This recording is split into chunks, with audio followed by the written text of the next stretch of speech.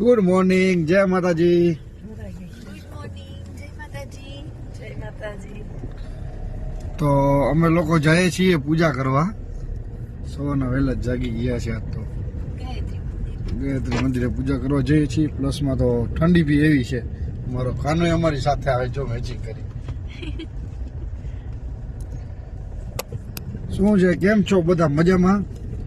તો હવે આપણા વ્લોગ ચાલુ થઈ જશે. 2025 ની શરૂઆતમાં આપણે બધાને ધુબાકો કરવાનો છે.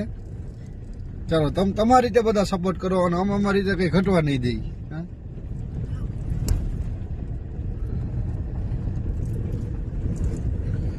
તો વેલો જગાડ દીધો એ ને મસ્ત મજાનો રાજા પાઠમાં સૂતો હોય હું. હા હું તો 7:30 જાય ગયો તો. હા ઠંડી બહુ છે.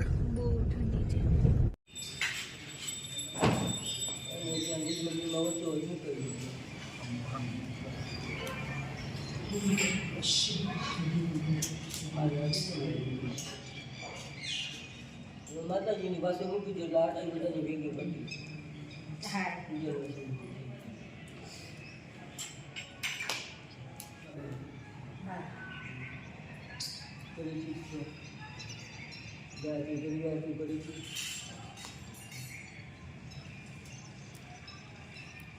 સંસ્કારો મુખ્ય ઉદ્દેશ ધીમે સાહેબ પોતાની રીતે આપણે ચાલશે. સુભદ્રા માતાને જે કહેતા હતા કૃષ્ણ ભગવાન એ વખતે અભિનંદી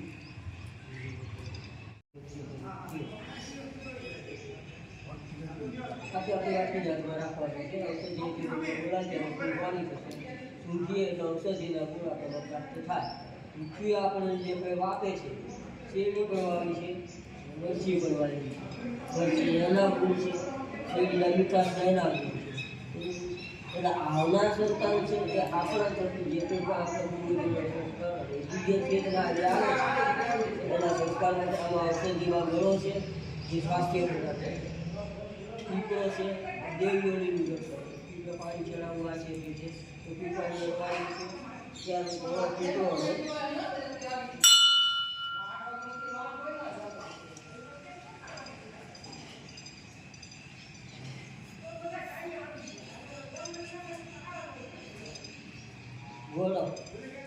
વડ છે એ સંતાન જે છે વડનું છે એની જે બીજ રોપાઈ જાય છે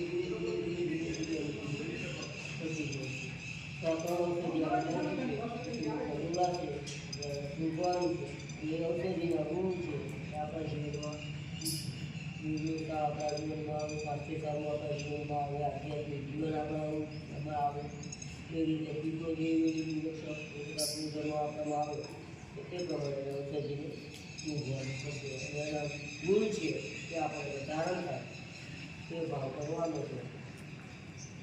ક્રિયા અને ભાવના ગર્ભવતીના હાથમાં ઔષધિની વાતથી આપવામાં આવે છે. બંને આપી પોતે આપવાની આવે છે. મંત્ર બોલવામાં આવે ત્યારે નાક પાસે લઈ અને ઔષધિના ગુણ ધીરે ધીરે સૂંઘે છે. ઔષધિના શ્રેષ્ઠ ગુણ સંસ્કાર કેસોમાં આવી રહ્યા છે. બોલાશે દિવ્ય વાતાવરણ, યજ્ઞ વાતાવરણમાં, આધ્યાત્મિક વાતાવરણ. વિશેષ આહુતિ જે થોડુંક સમજી લઈએ તો યજ્ઞીય જીવન ભારતીય સંસ્કૃતિની વિશેષતા છે. જીવનનું દરેક ચરણ એક આહુતિ છે. બ્રહ્મચર્ય, યુવાવસ્થા, પ્રૌઢાવસ્થા અને પછી વાનપ્રસ્થા. જે રીતે એ ચરણ છે એ યજ્ઞ દૈનિક યજ્ઞ આ છે તે છે જીવનનું એક ચરણ છે. દૈનિક જે પૂજન અર્ચન કરીએ પહેલું પ્રથમ ચરણ આ આવે છે. ભારતીય સંસ્કૃતિની વિશેષતા જીવનનું દરેક ચરણ એક આહુતિ છે. વિશેષ રીતે યજ્ઞમય બનાવવા માટે વિશેષ બનાવવો પડે છે. એના માટે વિશેષ આહુતિ આપવામાં આવે છે.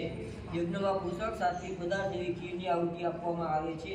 એ જ રીતે અંતઃકરણની અંદર દૂધની જેમ સ્વચ્છ ધવલ ભાવ બનાવવાનો, સંચાર કરવાનો, દૂધની અંદર ઘી રહેલું છે તો ભાવનાની અંદર હોય છે.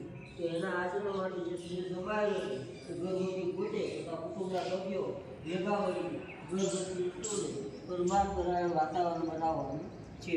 ક્રિયા અને ભાવના બીજી મંત્ર બોલાય ત્યારે કેવી રીતે આહુતિ આપતા જવાનું.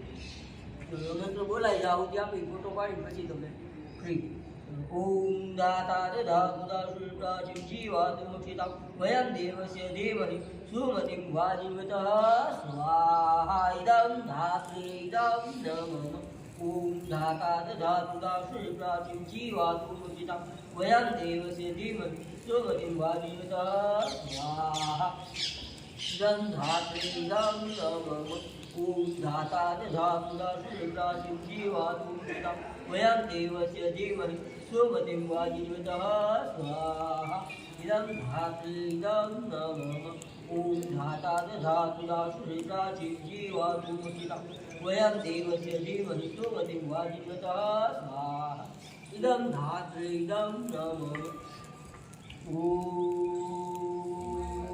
ધાતા ધાતુ દાસુરાજિ જીવાતુમક્ષિતા વયમ દેવસ્ય ધીમહિ સુમતિમ વાજીવતઃ સ્વાહા ઇદં ધાત્રીદં નમઃ. ગાયત્રી માતાજીને ફૂલ ને ફળ ચડાવીએ છીએ.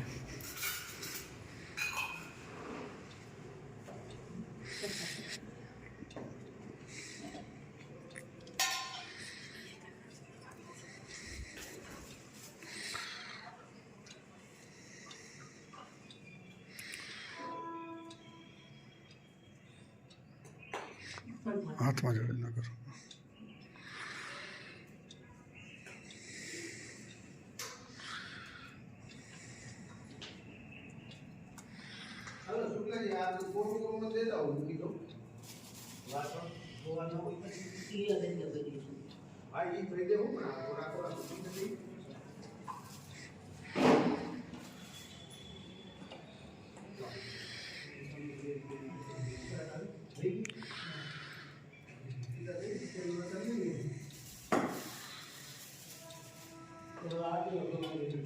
બાકી છે બાકી માતાજી લાવ્યા છે.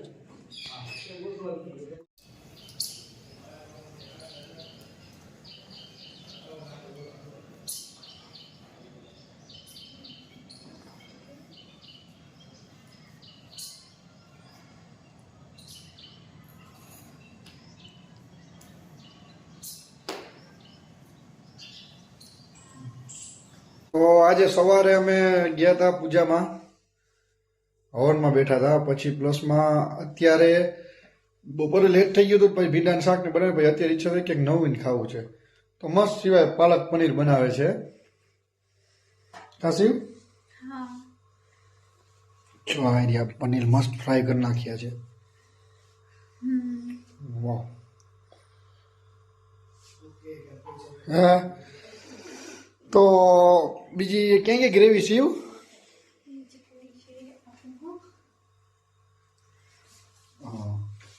મસ્ત પાલક, આ બધી ગરમ મસાલા આ બધું ગ્રેવી. ગ્રેવી છે. ચાલો તો તમે બધા જમવા અમારી જોડે.